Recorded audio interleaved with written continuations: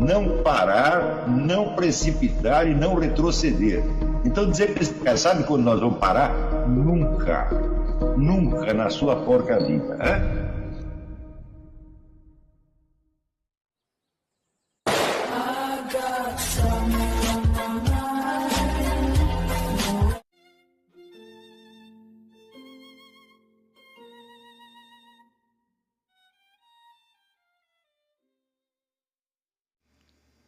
E aí pessoal, tranquilo? Então vem aqui antes do vídeo começar, pedir para vocês se inscreverem, quem não for inscrito, compartilhar, curtir, comentar. Quem puder seja membro do canal, que isso ajuda bastante. Tem também o link do Apoia-se. Quem puder ajudar nosso canal e apoiar financeiramente vai ser muito bem-vindo. Mas o mais importante é transmitir o conteúdo e os conhecimentos do professor Olavo de Carvalho para mais e mais brasileiros. Então compartilhe e ajude aí nossa causa. Muito obrigado a todos os membros, apoiadores do canal. Fico muito feliz. Tenho certeza que a gente está no caminho certo. Então fiquem com o vídeo e até mais. Valeu!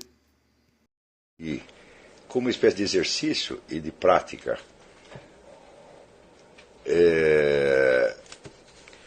todo mundo já ouviu falar da distinção que Aristóteles fazia entre forma e matéria. Eu considero essa distinção onde um dos patamares da filosofia. Eu chamo de patamares, assim, coisas que são, vamos dizer, descobertas e que daí para diante ninguém mais tem o direito de ignorar aquilo.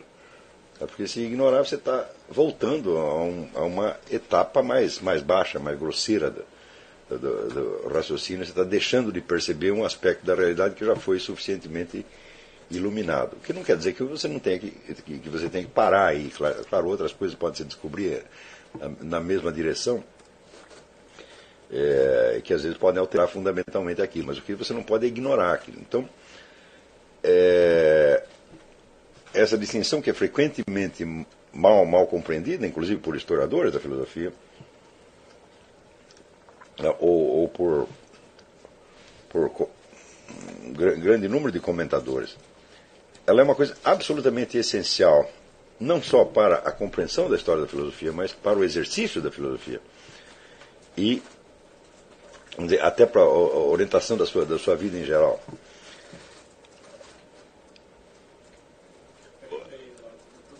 Deu problema na gravação, peraí, vamos.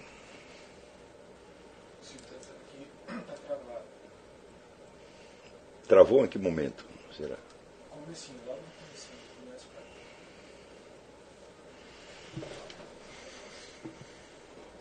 Eles estão dizendo que parou quando você falou, a primeira é a seguinte.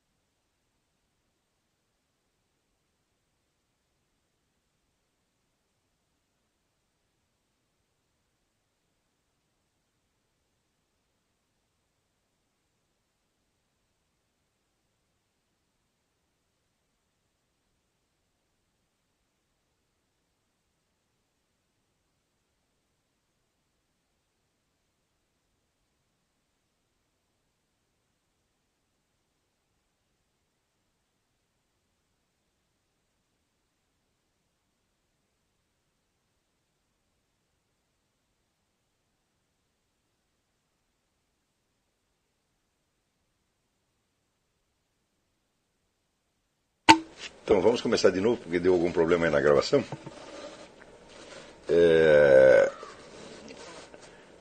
O primeiro tópico da aula de hoje é algo sobre a doutrina aristotélica de forma e matéria, que é uma coisa importante para vocês compreenderem, não só do ponto de vista da história da filosofia, mas efetivamente como uma prática e como uma espécie de aprimoramento de percepção. Quando Aristóteles descobriu essa distinção de forma e matéria, ele alcançou uma daquelas coisas que eu chamo patamares da história da filosofia. O patamar é uma coisa que de importância extraordinária que, uma vez descoberta, você não pode ignorar mais. Se você ignorar, você vai estar tomando o assunto abaixo do status questiones. Você está ignorando algo fundamental que foi descoberto naquela linha de investigações antes de que você entrasse em cena. Então é claro que essa distinção, como qualquer outra, pode ser aprimorada, pode se descobrir muitas coisas na mesma direção, mas o que você não pode é ir abaixo daquilo que já se sabe. Certo? Então, isso aí, o que eu estou dizendo não implica nenhuma noção de progresso filosófico necessário do ponto de vista histórico, mas implica um certo compromisso com o conhecimento do status questiones. Agora, quando nós falamos com o status questiones, eu não estou me referindo só ao conhecimento, vamos dizer, do desenvolvimento histórico de uma certa discussão, mas do conhecimento do próprio contexto histórico no qual você está. E no qual você está não só como estudante de filosofia, mas como um habitante da nossa civilização. Quer dizer que há certos conhecimentos que já foram alcançados e que se incorporaram de algum modo à civilização, e que se você realmente não os absorve, você está em descompasso com a situação histórica real. É certo? O que faz com que todo o seu enfoque dos problemas perca muita importância, perca muito valor. Quer dizer, porque é como se o sujeito estivesse tentando reinventar a roda, não tentando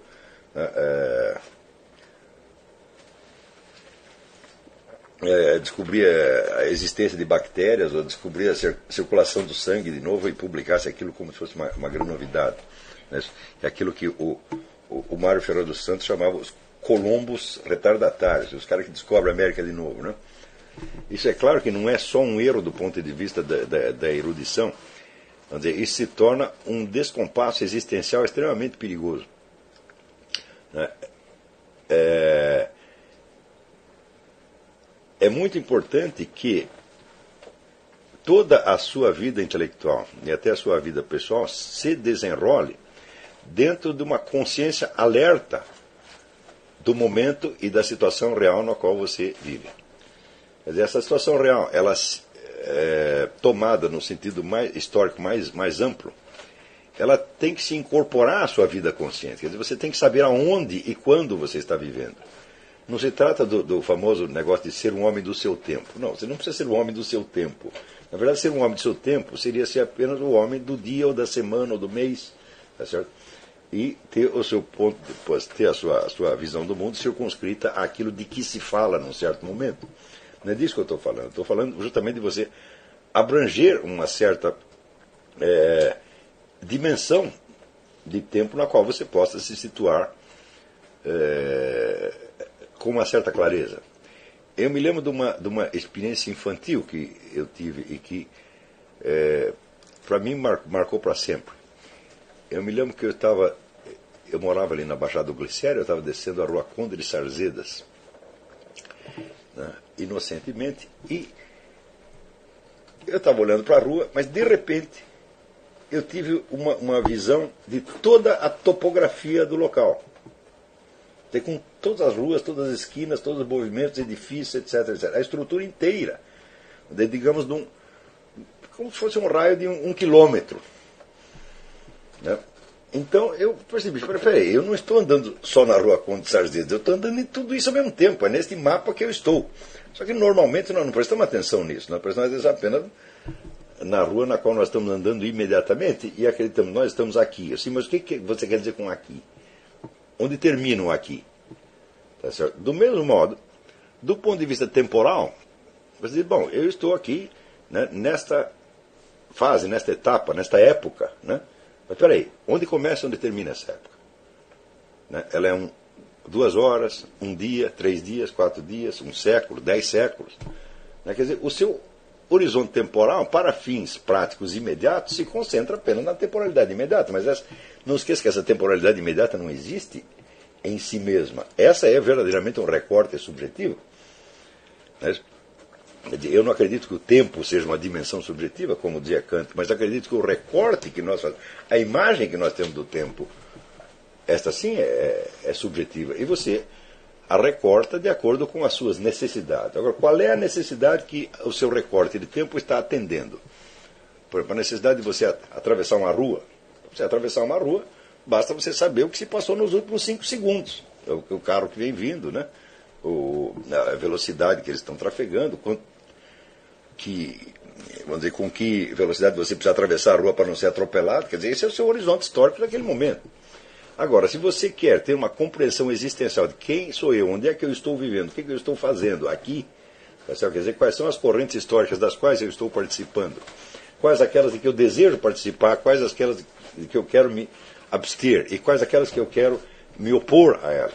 Tá certo? Então, é claro que você precisa ter uma visão mais ampliada. Para ter essa visão ampliada, não basta você saber as coisas. É preciso que essas várias informações sobre a corrente do tempo tenham se incorporado na sua percepção habitual. O recuo de tempo com que você enxerga as coisas tem que se incorporar, né, na sua percepção do que está acontecendo naquele momento. E você saber quais são os pontos de comparação, os pontos de referência, né, no passado próximo, remoto, que podem ajudar você a compreender o que está se passando. Tá certo? Quando você não tem isso, então a própria visão do passado, o próprio conhecimento histórico que você tem, aparece na sua mente de maneira totalmente desconjuntada. Não tem um sentido de forma, não tem um sentido de hierarquia. Então dá a impressão que qualquer coisa pode ter qualquer coisa a ver com qualquer coisa a qualquer momento. E daí você começa a fazer aquelas comparações estapafúrdias que são, vamos dizer, o usual, né, na mente brasileira hoje em dia. Quando você lê comentários de mídia, às vezes até trabalhos acadêmicos, isso aparece com uma frequência enorme, né, você repara, a história da qual essas pessoas falam e na qual elas pensam não tem forma absolutamente. É constituída de como é que se diz? Explosões mais ou menos aleatórias, fatos que por um momento adquirem uma importância hipnótica para aquele sujeito e que suscita, então, vamos dizer, analogias, e essas analogias espocam na cabeça do sujeito como se fosse uma iluminação, né? Ontem mesmo eu estava um sujeito me mandou um artigo que algum idiota escreveu aí a meu respeito. Não era bem a meu respeito, a respeito de uma questão histórica que eu discutia, e na qual o sujeito dizia que Hitler era um sujeito católico e que o antissemitismo dele era inspirado em Lutero, né? E que ele era católico, mas ele na verdade era católico, mas anticlerical. O que pode ser um católico anticlerical, minha gente? O católico é eminentemente um membro da igreja, ele não é simplesmente um crente como o protestante que acredita numa doutrina independente de qualquer incorporação institucional. A essência do catolicismo é a incorporação da doutrina e da fé numa determinada instituição criada por nosso Senhor Jesus Cristo. Né? Quer dizer, o católico não institucional fala, bom, é claro que não é um católico, claro que ele é um heresiarca. Agora, se além de ser um católico não institucional, se ele ainda foi inspirado por Lutero, fala, bom, mas cadê o catolicismo dele? Então, ele é tão católico quanto Lutero, evidentemente. Então, mas, como o sujeito que escrevia isso era um cara mais ou menos anticristão, então para ele tudo que vem, seja de Lutero, seja de Calvino, seja da igreja, para ele é tudo cristão na mesma medida, ele não é capaz de distinguir uma coisa da outra. Então, significa que uma heresia para ele é uma coisa tão católica quanto a doutrina católica. Então, eu falo, o que é isso aí? Isso é uma monstruosidade mental fora do comum, mas isto no Brasil é comum. Isto é o usual no Brasil.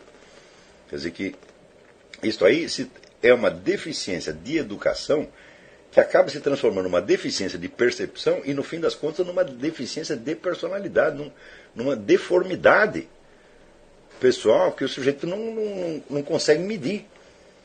Note que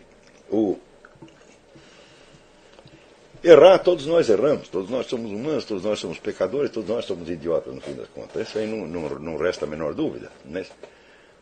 O problema é que as nossas idiotices são idiotices realmente, os nossos pecados são pecados realmente. Agora, quando você começa a tomar a idiotice como se fosse uma ciência, Rui Barbosa que dizia isso, né? Eu estava começando a desconfiar que a estupidez era uma ciência.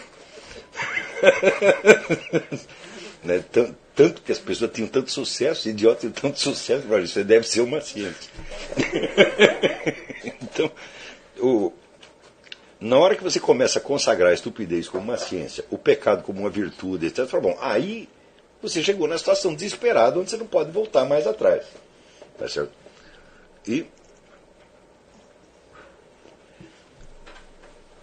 Então, eu estou falando desta falta, vamos dizer, de perspectiva histórica real.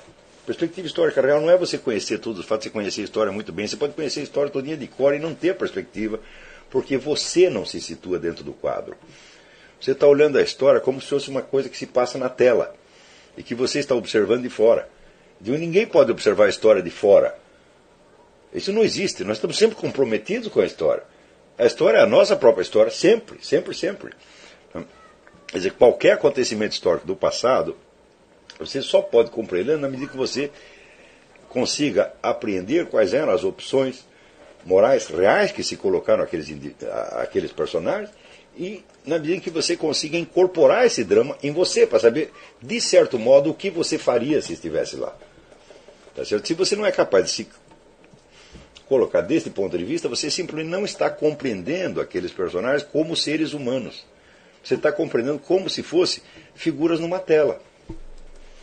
É como se fosse um desenho animado. Não chega nem sequer a ser um filme com atores reais. Quer dizer, são figuras esquemáticas de desenho animado. Tá certo? E daí o sujeito olha tudo aquilo de cima e ele sentencia. Né? Assim percebesse o quanto isso é ridículo, o quanto isso é irreal, o quanto isso é psicótico, na verdade. Claro que parariam de fazer, mas no momento em que a coisa se consagrou, né, como um direito e até um dever da inteligência humana, a gente vai continuar raciocinando assim o tempo todo. Né? Por exemplo, a simples pergunta, o que eu faria se estivesse lá? Né? Se você não é capaz deste nível de identificação com os personagens, você nunca vai entender nada. Você está tratando aqueles personagens como se fossem máquinas, ou como se fossem realmente figuras de ficção, ou um programa de computador, ou coisa assim. Quer dizer, você não é capaz de sentir o peso da responsabilidade real com que os indivíduos estavam jogando. Então você é como uma criança, tá certo? Que dá palpite nos assuntos dos pais, sem entender absolutamente nada. Não é isso? Então,